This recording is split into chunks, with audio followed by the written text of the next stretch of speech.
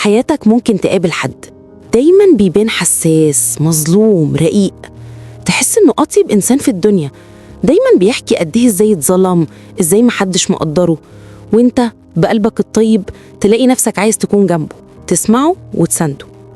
لكن مع الوقت تبتدي تحس إن كل موقف بيتكرر بنفس السيناريو، كل مرة أنت الغلطان، كل مرة هو الضحية. ولو حاولت يوم تعترض أو تبعد يضغط على أضعف نقطة عندك، ضميرك، ويخليك حاسس إنك إنسان قاسي لو سبته.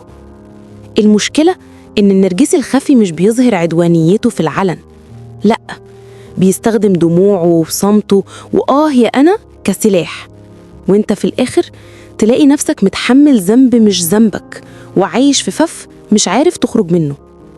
النرجسي الخفي يمكن ما يزعقش ولا يجرح بصوت عالي، لكن بيسيطر عليك أضعاف اللي بيعمله النرجسي العلني.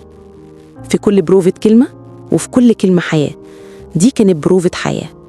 اعمل متابعة عشان يوصلك كل جديد، وما تنساش تسيب صلى على النبي في الكومنتات، ناخد بركة سوا.